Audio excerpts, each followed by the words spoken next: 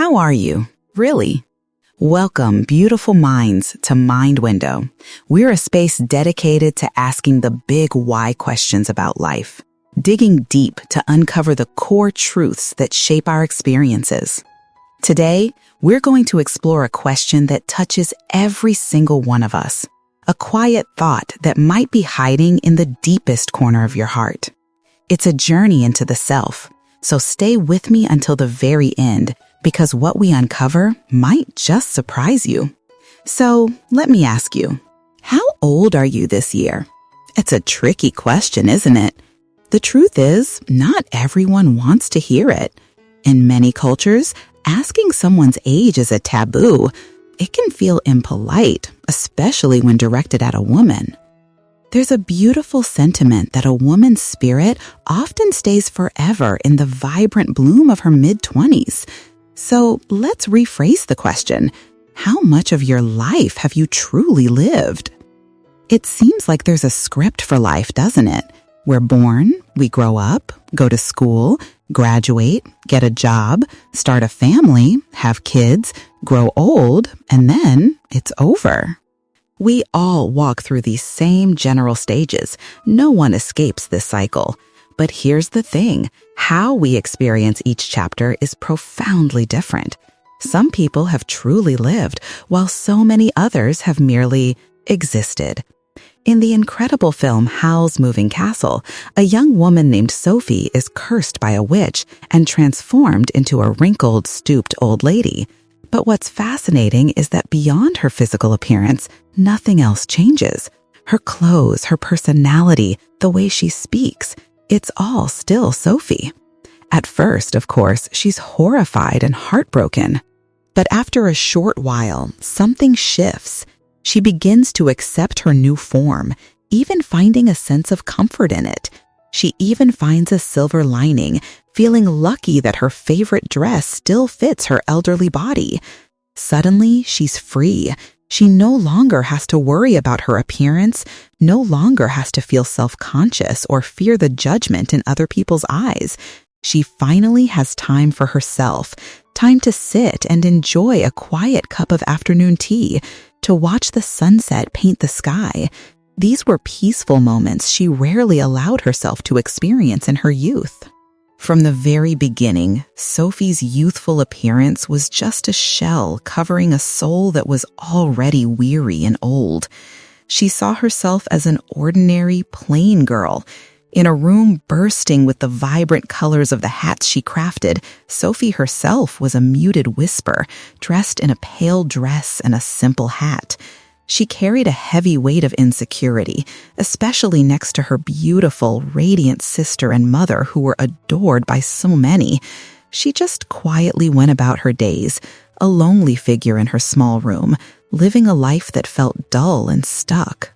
Trapped in this cycle, she slowly forgot how to love herself, forgot to see her own unique beauty. Her soul had already taken on the color of old age.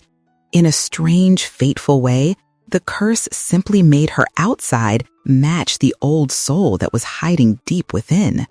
So why is it that some people, even when they're young, carry such an old soul? We all have a chronological age, the number of years we've been on this earth. But then there's our biological age, which tells a different story about how young or old our body actually is. Each of us ages at a unique pace. Some people seem to age incredibly fast, while others defy the years. We've all met someone for the first time and been stunned to learn they're much older or younger than they look. So what determines this biological age? Research points to something called DNA methylation as a key player in the aging process. Several factors can influence our biological age. First, our habits. Healthy lifestyle choices can have a massive impact on both our lifespan and our biological clock. We're talking about regular exercise, a nutritious diet, quality of sleep, our education level, how we manage stress, our use of substances, and even the health of our emotional and intimate relationships. Another critical piece of the puzzle is genetics. Our DNA blueprint is partly responsible for how quickly or slowly our bodies age. And finally, where you live matters. It's no surprise that your environment and culture are tied to your daily habits, your sense of safety, and even the healing energy you can draw from the natural sounds and scenery around you. When someone's biological age is significantly higher than their chronological age, we sometimes call it premature aging. But for our journey today, we're not talking about wrinkles or gray hair. We're talking about the age of your soul. Your soul age is the age you feel deep down in the very core of your being. It's a magical number, and those whose soul age feels much higher than the number of candles on their birthday cake are often called old souls. Now, listen closely and let's see if you might have one. In the world of spiritual thought, an old soul is one that has journeyed through a vast tapestry of lifetimes, reborn time and time again. But here's a secret. The age of a soul isn't measured in years or the number of lives lived. You see, many souls exist for eons, yet they only absorb a fraction of life's lessons, often repeating the same painful cycles. The true measure of a soul's maturity lies in its capacity for awareness. We call someone an old soul because they are a remarkably fast learner. They grasp the profound lessons of life with an incredible swiftness, allowing them to blossom into a state of wisdom and maturity far beyond their physical years. Does this sound like you? Old souls often walk a solitary path, finding a strange comfort in their own company. Their interests diverge so much from the mainstream that they often struggle to connect with people their own age. They'd much rather spend an evening at home, lost in the quiet sanctuary of their own world, than be out at a loud party or a crowded bar. Theirs is a deep, unquenchable thirst for knowledge, for real wisdom. If you have an old soul, you likely feel a constant, gentle pull, a whisper in your heart, urging you to learn something new, to understand something deeper. And because of this, they have absolutely no patience for the trivialities of life. Idle gossip, rampant speculation, and fleeting headlines that have no lasting impact on the growth of humanity. It all just feels like noise to them. Third, an old soul has a natural inclination toward the spiritual. These individuals feel everything more intensely. They are more emotionally receptive, more sensitive. They strive to move beyond the boundaries of the ego, seeking a profound awakening that is molded by love and a deep, abiding inner peace. To them, this inner journey feels like the most fulfilling and wisest way to spend their precious time. And that leads to the fourth point. They are guided by emotion and human connection, not by the cold allure of material possessions. Old souls are thinkers, always contemplating the bigger picture, viewing life from a higher perspective to see the most meaningful path forward. Money, status, or the latest gadgets like a new iPhone or a giant flat-screen TV, these things barely register on their radar. They don't chase wealth or hoard their savings. They simply need enough to cover their needs and feel secure. They don't follow flashy trends. Instead, they choose things of quality and durability. It's the non-material world that truly captivates their hearts. So what about you? Do you see yourself in this description? Does this resonate with the quiet corners of your own heart? Many believe that being an old soul is a heavy burden. They feel as though no one their age truly understands them. They become the wise sage everyone turns to for advice, a shoulder for others to cry on, but no one ever seems to ask how they are doing.